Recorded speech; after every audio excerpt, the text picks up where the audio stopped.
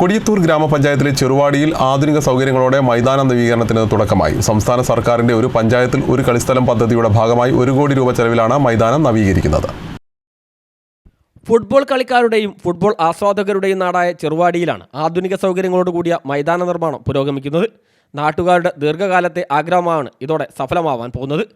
കൊടിയത്തൂർ പഞ്ചായത്തിലെ പ്രദേശങ്ങളിലെല്ലാം കൊച്ചുകുട്ടികൾ മുതൽ വയോജനങ്ങൾ വരെ ഫുട്ബോൾ കളിയിൽ സജീവമായി പങ്കെടുക്കുന്നവരാണ്. എന്നാൽ കാരക്കുറ്റി സ്റ്റേഡിയമല്ലാതെ നല്ലൊരു കളിക്കളമില്ലാത്തത് ഈ നാടിൻ്റെ പരിമിതിയായിരുന്നു. വേനൽക്കാലമാവുമ്പോൾ പാടങ്ങളെയാണ് പ്രധാനമായും കളിക്കാൻ ഉപയോഗിച്ചിരുന്നത്. അടുത്ത മഴ വരുന്നതോടെ കളിയും അവസാനിക്കും. വേനൽക്കാലത്തെത്തുമ്പോൾ കൊടിയത്തൂർ പഞ്ചായത്തിൽ ഫുട്ബോൾ മേളകളുടെ തിരക്കേറിയ കാലമാവും. ഓരോ വേനലിലും ഇതുപോലെ കളിക്കളം ഒരുക്കുകയേ മാർഗമുള്ളൂ. ചെറുവാടിയിൽ സ്റ്റേഡിയം ഒരുക്കുന്നതോടെ ഈ പരിമിതികളാണ് അവസാനിക്കാൻ പോകുന്നത്. സ്കൂള്, ഗ്രാമപഞ്ചായത്ത്, അംഗൻവാടി കലാമേളകൾ തുടങ്ങിയ ആവശ്യങ്ങൾക്കും സ്റ്റേഡിയം പ്രയോജനപ്പെടും. സംസ്ഥാന സർക്കാരിൻ്റെ ഒരു പഞ്ചായത്തിൽ ഒരു കളിക്കളം എന്ന പദ്ധതിയിലാണ് ചെറുവാടി സ്റ്റേഡിയം ഇടം പിടിച്ചത്.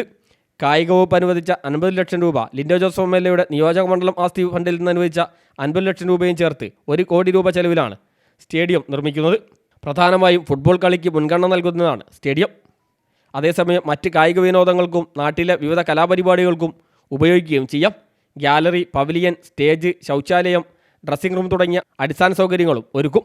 സ്റ്റേഡിയം പൂർത്തിയാവുന്നതോടെ ഫുട്ബോൾ ടൂർണമെൻറ്റുകൾ, കായികമേളകൾ തുടങ്ങിയവയ്ക്ക് സൗകര്യമില്ലെന്ന പരാതികളാണ് അവസാനിക്കാൻ പോകുന്നത്.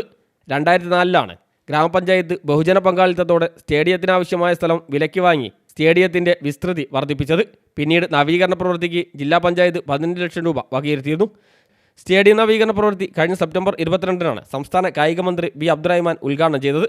6 മാസത്തിനുള്ളിൽ പ്രവൃത്തികൾ പൂർത്തിയാക്കുമെന്നാണ് പ്രതീക്ഷിക്കുന്നതെന്ന് ലിൻഡോ ജോസഫ് MLA പറഞ്ഞു. CTV പ്രാദേശിക വാർത്ത, മുക്കം.